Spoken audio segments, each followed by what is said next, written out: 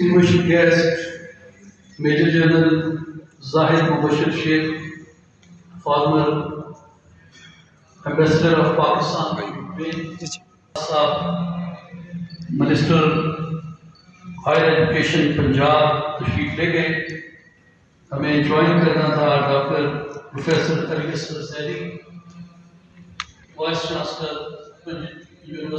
Government college university Lahore, وہ تشریف نہیں لا سکے.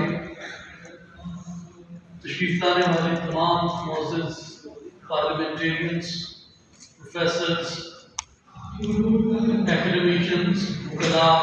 طلباء اور تمام خواتین و حضرات کا میں تہہ دل سے شکریہ ادا کرتا ہوں. آپ آج کے اس سیمینار میں مسلم مسیحیوں کی دعوت پہ تشریف لائے. گفتگو آپ قائد اعظم پہ اتنی تفصیلی سن چکے ہیں کہ اس کے بعد کچھ نیا ایڈ کرنا مشکل ہے. میں صرف چند ایک چیزیں آپ کے سامنے پیش کروں گا انتہائی اختصار سے، اور اس میں پہلی چیز آج کی وہ یہ ہے کہ ہم اس ہوٹل پہ جمع ہیں. قائد اعظم جب بھی لاہور میں تشریف لاتے تھے تو فلیٹیز ہوٹل میں ٹھہرتے تھے. مجھے کیونکہ اور بہت سے ہالز اویلیبل تھے، خاص کر ہمارا اپنے نظریہ پاکستان ٹرسٹ کا اور باقی معاملے ہم کر سکتے تھے، لیکن مجھے بڑا ریلیونٹ لگا کہ قائد اعظم کے حوالے سے مسلم انسٹیٹیوٹ کا لاہور میں پہلا سیمینار ہے تو اسے فلیٹیز میں ہونا چاہیے.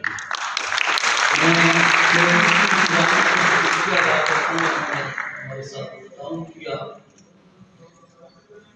دو واقعات میں آپ کے ساتھ مینشن کروں گا. ایک قائد اعظم کی کیریئر کی بگننگ ہے اور ایک جہاں ان کے کیریئر کا اختتام ہے. جہاں سے ان کا کیریئر شروع ہوتا ہے وہ 1900 ہے، جب وہ صرف 24 سال کے نوجوان تھے اور وہ پریزیڈنسی مجسٹریٹ تھے ممبئی کے اندر. ویسے ڈاکٹر ریاض احمد نے قائد اعظم کے جو فارمیشنل ایئرز ہیں ان کے بارے میں اپنی کتاب میں یہ لکھا ہے کہ ان 6 منتھس میں قائد اعظم کے 73 ایسے کیسز ہیں جن کو بعد میں لیگل ریفرنس کے طور پہ سائٹ کیا جاتا ہے. مجھے نہیں پتا اس کی کیا برت ہے، یہ وکلاء اور پروفیسر صاحب اس کو بہتر جانتے ہیں، لیکن ڈاکٹر ریاض احمد کے بقول یہ ایک غیر معمولی بات ہے کہ اتنے ینگ مجسٹریٹ، ایک ینگ لائر کے اتنے زیادہ تعداد میں کیس وہ کئی سائٹ کیے جاتے ہیں. اور اس وقت سر چارلس نے قائد اعظم کو یہ کہا تھا کہ آپ کی یہ ٹیمپریری مجسٹریٹ شپ ہے، میں اس کو پرماننٹ کرنا چاہتا ہوں اور آپ کو اس کے عوض 1500 روپیہ ہر ماہ ملیں گے آپ کی جاب پہ. قائد اعظم محمد بن جناح نے جو اس وقت مسٹر جناح تھے یہ کہہ کے ریفیوز کر دیا کہ میرے لیے 1500 روپیہ یومیہ کمانا بھی ممکن ہے، اس لیے میں 1500 روپیہ ماہانہ کمانے پہ اکتفا نہیں کروں گا. اور یہ ٹائم نے ثابت کیا کہ وہ ہندوستان کے سب سے ایکسپینسو کانسٹیٹیوشنل لائر ہیں. یہ انہوں نے اس وقت کہا جب ان کے کیریئر کا آغاز تھا اور ان کے کیریئر کا جہاں اختتام ہوتا ہے. کرنل الہی بخش نے جب یہ ڈسکور کیا، ڈاکٹر الہی بخش نے، کہ قائد اعظم کو تو ٹی بی ہے اور اس وقت یہ ناقابل علاج تھی، انہوں نے کہا کہ جناح صاحب آپ کو علم ہے کہ آپ کو کون سا مرض لاحق ہے؟ قائد اعظم نے کہا کہ مجھے عرصہ 12 سال سے اس کا علم ہے اور میرے جس ڈاکٹر نے رتن جی پٹیل نے جس نے یہ ڈسکور کیا تھا اس کے اور میرے درمیان یہ سیکرٹ ہے، اور اگر یہ سیکرٹ میرے سیاسی مخالفین کے ہاتھ میں آ جاتا تو پاکستان کبھی نہ بن سکتا. اس لیے جو ہندوستان کی سیاسی تاریخ کا سب سے بڑا پولیٹیکل سیکرٹ کہا جاتا ہے وہ قائد اعظم محمد علی جناح کی یہ خفیہ بیماری تھی، اور اگر یہ 4 مہینے پہلے بھی ریویل ہو جاتی تو پاکستان کو ہندوستان نہ بننے دیتا کانگریس کی قیادت اور انگریز اس پروسیس کو روک دیتے۔ تو یہ قائد اعظم کی جو ول پاور ان کی بگننگ سے لے کے ان کے کیریئر کے اختتام تک آپ کو نظر آتی ہے، یہی وہ ول پاور تھی، یہی وہ ڈٹرمنیشن تھی جس سے انہوں نے یہ اخذ کر دیا تھا کہ اگر اسلامیان ہند کا، مسلمانان بر صغیر کا کسی چیز کے اندر تحفظ کیا جا سکتا ہے تو وہ ایک علیحدہ آزاد خود مختار ریاست پاکستان کے اندر ان کے حقوق کا تحفظ۔ اس کے لیے پروفیسر ہمایوں خان صاحب نے جس طرح شہر سوئس کا تھا کہ ایک آدمی اس کی گریویٹیشنل فورس کو دیکھ لیتا ہے، اس کے اندر زمین میں ایک نہر بنا کے ان دو سمندروں کو آپس میں ملایا جا سکتا ہے اور وہ نہر کھول دی جاتی ہے۔ تو ہمایوں احسان صاحب کی اس گفتگو کا مقصد یہ تھا کہ قائد اعظم وہ سائنٹسٹ تھے جنہوں نے تاریخ کے مطالعے سے، قانون کے مطالعے سے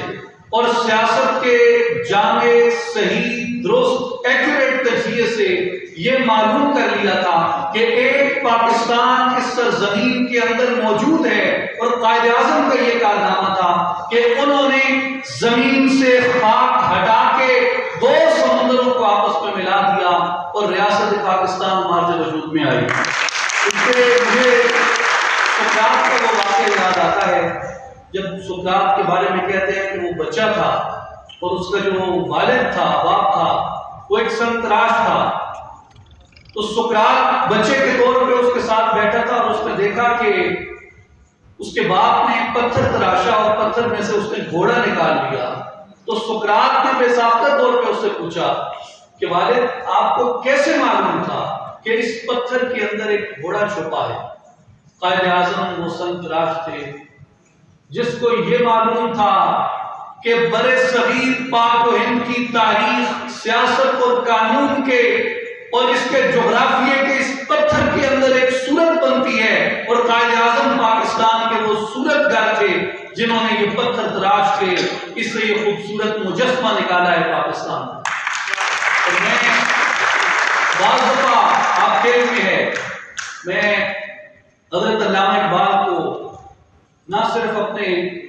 سیاسی بلکہ اپنے فکری مرشد کے طور پہ لیتا ہوں، اور میرے خیال میں 20ویں صدی کا سب سے عظیم مسلم مفکر اگر کوئی تھا تو وہ حکیم الامت حضرت علامہ اقبال تھے۔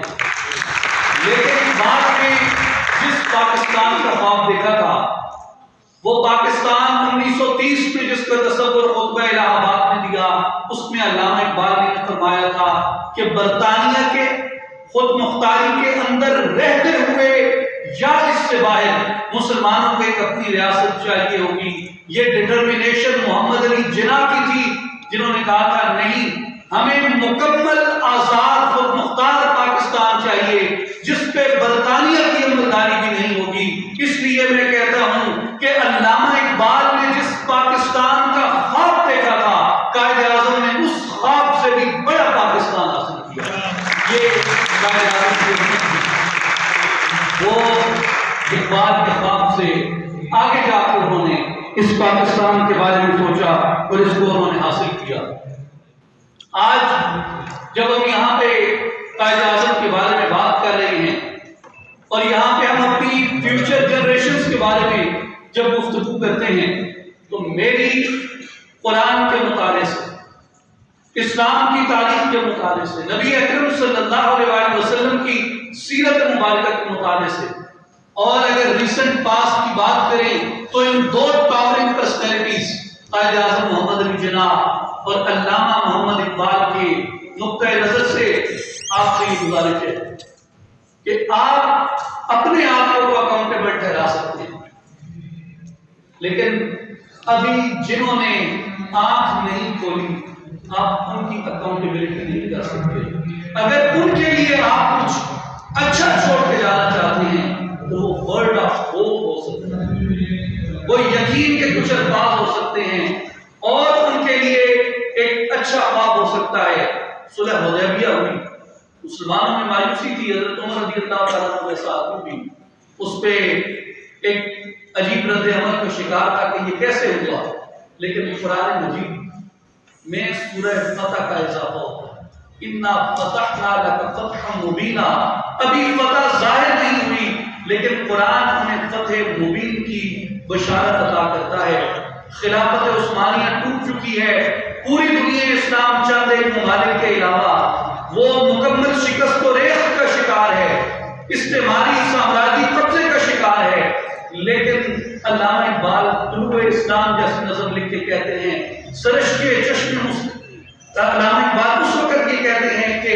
خلیل اللہ کے دریا میں ہوں گے پھر گوہر پیدا، کتاب ملت بیضا کی پھر شیرازہ بنتی ہے، یہ خاک ہاشمی کرنے کو ہے پھر بر گوہر پیدا۔ اس وقت بھی علامہ اقبال امید کی، یقین کی، آرزو کی پرورش کی بات کرتے ہیں۔ میرے خیال میں اگر جناب کے زندگی سے، قائد اعظم کی زندگی سے آج ہمیں کوئی سبق اخذ کر کے اپنی فیوچر جنریشن کے لیے کچھ سوچنا ہے تو وہ ایک امید کا ہے، اور پروفیسر ہمایوں احسان کے بقول وہ ہارڈ ورکنگ کلچر ہمیں ڈیولپ کرنا ہے اور وہ محنت کا کلچر ہمیں ڈیولپ کرنا ہے۔ قائد اعظم اپنی ساری زندگی جس راستے کے اوپر کاربند عمل رہے۔ میں اپنی گفتگو کے اختتامی مرحلے میں اپنی گفتگو کو ختم کرنے سے پہلے آپ سے یہ عرض کرنا چاہتا ہوں کہ اسی شہر لاہور کو آپ اگر دیکھیں تو مجھے ذاتی طور پہ اس شہر سے بہت محبت ہے۔ لوگ یہاں کہتے ہیں کہ ہم جدید دنیا کے اندر اپنے اندر بڑا حوصلہ رکھتے ہیں، اس لیے کہ اسلامی دنیا میں ہم وہ واحد ہیں جنہوں نے سب سے پہلے کسی خاتون کو وزیر اعظم کے طور پہ اڈاپٹ کیا۔ میرا لاہور کی سرزمین پہ کھڑے ہو کے آپ سے کوسچن یہ ہے کہ why not we cherish our history؟ راوی کے اس پار ایک خاتون کی قبر ہے جس پہ یہ شعر لکھا ہے کہ بر بازار ماں غریباں نئے چراغ نئے برے، نئے برے پروانہ سوزت نئے سرائے بلبلے۔ ہم نور جہاں کو کیوں چیریش نہیں کرتے؟ اس لیے کہ آپ کہیں گے میرے فرقے کا اختلاف ہے، میرے بھی فرقے کا اختلاف ہے، میں بھی بہت سی باتوں میں جہانگیر سے اور نور جہاں سے ڈس ایگری کر سکتا ہوں، لیکن وہ میری ہسٹری کا تسلسل ہے، وہ میری تاریخ کا تسلسل ہے۔ نور جہاں، جہانگیر، شاہ جہاں یہ اس خطے کی وہ تاریخ ہیں جنہوں نے یہاں پہ صوفیاء کو، مسلمانوں کو سانس لینے کی گنجائش دی۔ آپ آج یہاں پر پروین شاکر کو چیریش کرتے ہیں، بہت اچھی بات ہے، میں بھی اردو سے بہت محبت کرتا ہوں۔ آپ لاہور میں آسودہ خاک اورنگزیب کی بیٹی زیب النساء کو چیریش کیوں نہیں کرتے؟ جی میں اسی طرف میری گفتگو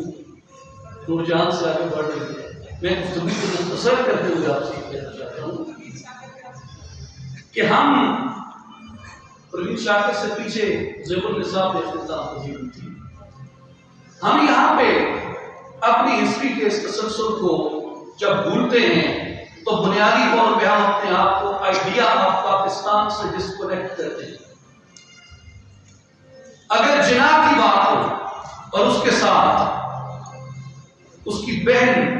جسے وہ فاطمہ کہہ کے پکارتے ہیں، اس مادر ملت محترمہ فاطمہ جناب کی بات نہ ہو تو یہ تقریب مکمل نہیں ہو سکتی۔ تو آزو کی، ہمت کی، حوصلے کی نہ صرف خود ایک داستان ہے بلکہ اپنے بھائی کی تنہائیوں کی سب سے بڑی معاون اور ساتھی اور رفیق تھی، اور اس نے اپنے کردار سے یہ ثابت کیا کہ جو زینب کو مانتے ہیں وہ اپنے بھائی کا ساتھ آخر دم تک نہیں چھوڑتے، وہ مشکل میں بھی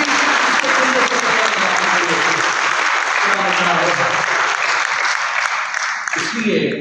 ہم جس تاریخ کے اندر سانس لیتے ہیں، جس تاریخ کے اندر پرورش پاتے ہیں، اگر ہم اپنے آپ کو اس تاریخ سے ڈسکنیکٹ کرتے ہیں ہم کچھ نہیں ہیں۔ اقبال کا جو تصور تاریخ ہے وہ کہتا ہے کہ یاد ہے بے رفتہ میری خاک کو اکسیر ہے، میرا ماضی میرے استقبال کی تفسیر ہے۔ کہ گزری ہوئی یادیں مجھے اس لیے سکون دیتی ہیں کیونکہ میں ان حسین یادوں سے اپنے حسین مستقبل کی تصویر دیکھتا ہوں۔ اگر گزری ہوئی حسین یادیں نہ ہوں میرے پاس تو کوئی حسین مستقبل مجھے نظر نہیں آتا۔ جن لوگوں کا ہمایوں احسان صاحب نے نام لیا، غزنویوں کو، ایبکوں کو، خلجیوں کو، تغلقوں کو، لودھیوں کو، مغلوں کو اور سینٹرل ایشیا سے آنے والے ان عظیم جرنیلوں کو، صوفیاء کو، اسکالرز کو اگر آپ یہاں چیریش نہیں کریں گے، ان کو سیلیبریٹ نہیں کریں گے، انگریز ہندو کے پھیلائے ہوئے